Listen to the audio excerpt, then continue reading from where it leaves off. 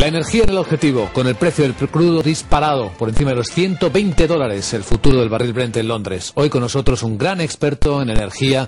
Nos acompaña don Juan Luis López Cardenete. Fue presidente de Unión Fenosa Internacional y director general de esta compañía. Hoy comparte conocimiento y lo comunica a través de sus clases en IES. Profesor, bienvenido, muy buenos días. Buenos días, Luis Vicente. ¿Todo esto puede estar generado por la tensión que Irán introduce en el mercado o hay algo más? Bueno, está generado por la tensión que Irán introduce en el mercado, pero está originado por mucho más. El abastecimiento energético del planeta es una tarea sumamente tensa. Es un balance permanente, diario, en que exige grandes esfuerzos por parte de productores, agentes logísticos y consumidores. Cualquier pequeño desequilibrio altera este difícil balance, ¿no? Pero la amenaza de Irán de cerrar el estrecho de Hormuz si se le presiona demasiado no sería un pequeño desequilibrio, ¿verdad? No, es un asunto serio. Mire, Luis Vicente, el planeta consume al día aproximadamente 90 millones de barriles de petróleo y produce 90 millones de barriles de petróleo. El 40% de esos 90 millones se comercia a través de una logística naval. Y el 40% de ese 40%, o sea, del orden de unos 15 millones de barriles, pasa por el estrecho de Hormuz. Quiere decir que cualquier amenaza al libre tránsito de estos 15 millones de barriles diarios que pasan por el estrecho de Hormuz supone una tensión extraordinaria a ese difícil balance, ese difícil equilibrio diario del abastecimiento energético del mundo. Además está esta pelea de Irán con la Comunidad Europea. Los europeos ya han aprobado embargar el petróleo de Irán a partir de julio. Irán dijo antes que se anticipaba no vendiendo petróleo a los países europeos, aunque ayer se desdijo de esas declaraciones. Entre los países a los que no iba a vender petróleo estaba España. ¿España puede sufrir mucho en estas circunstancias? No. Ni Europa ni España van a sufrir, en mi opinión, desabastecimientos energéticos. Lo que sí vamos a sufrir de manera directa y de una manera muy contundente es el encarecimiento de los precios.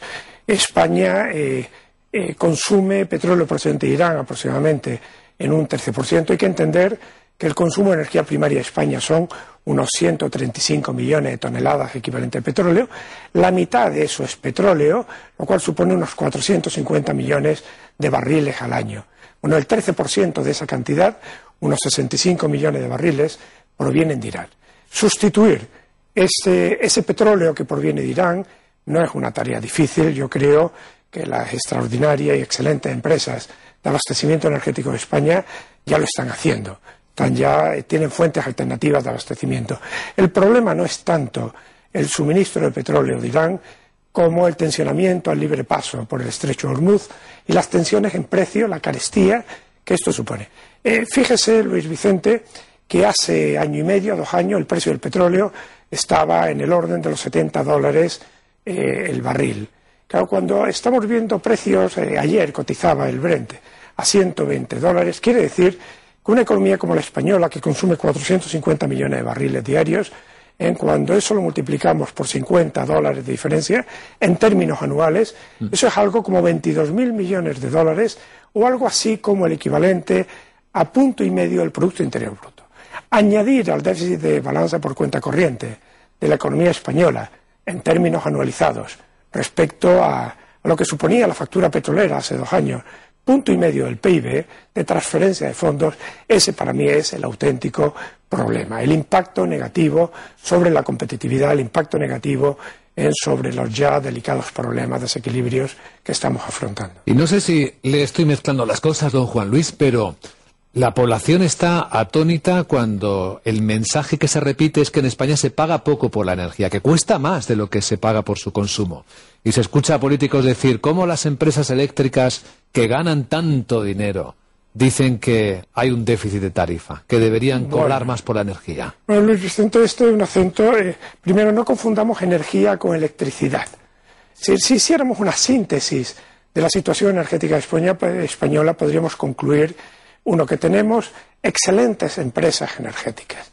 Yo creo las mejores de nuestra historia, son extraordinariamente eficientes, competitivas, en la vanguardia tecnológica y que han sido verdaderos instrumentos de internacionalización de la economía española e instrumentos de desarrollo social y económico de los países donde se ha instalado. Ahora, dicho esto, tenemos una economía que consume excesiva energía, tenemos una intensidad energética mayor de la que deberíamos tener y tenemos un sistema energético vulnerable, caro y que no termina de aportar sostenibilidad medioambiental, aun cuando tenemos una de las ofertas eléctricas más limpias del mundo. Estas son grandes paradojas. Ahora, el petróleo, es decir, hace un año un periodista, director de un medio, me decía: voy a una tertulia y estoy enfadadísimo por la política energética. Se ha encarecido el petróleo, en aquel momento $30-40 el millón el barril de petróleo, y nada ha hecho el gobierno. Yo le decía, digo, hoy estamos a tiempo de prevenir los problemas que sucedan en materia energética en los próximos 10-15 años. Hoy estamos disfrutando o sufriendo la política energética practicada en los últimos 10-15 años. Claro, hablar de política energética es hablar de 6 legislaturas, claro. Algo que incumbe a tanto tiempo, exige consenso y blindaje ante las tenancias de la política. Ahora, la pregunta: ¿por qué las compañías eléctricas ganan tanto dinero con un déficit de 5.000 millones de euros? Mire, se están confundiendo al menos 4 cosas. Una, se está confundiendo devengo y cobro. Una cosa es apuntarse ingresos, otra cosa es cobrar ingresos. La cuenta de resultados se dirime en el campo del devengo, no del cobro. Segundo problema es confundir España con el mundo. Afortunadamente, más de la mitad de la cifra de negocio y de la cuenta de resultados de las empresas energéticas españolas ya se juega en la liga internacional, fuera de España. Sí, cuando ganan mucho dinero fuera de España. Ganan dinero en España, pero no tanto. Por otra parte, se está confundiendo las 5 grandes eléctricas con las 55.000 compañías eléctricas que hay en España. Por tanto, los costes tienen como destinatarios decenas de miles de productores, de distribuidores, cientos de distribuidores y miles de agentes eléctricos que cobran con independencia de que se recaude. Y luego están confundiendo la función prestamista de las compañías eléctricas, de las 5 grandes, con la función prestataria. Aquí hay un grave problema.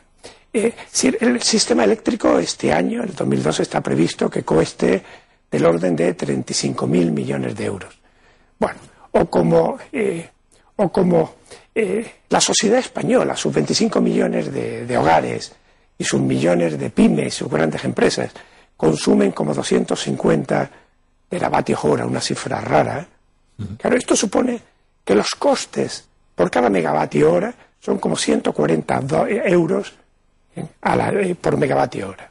Claro,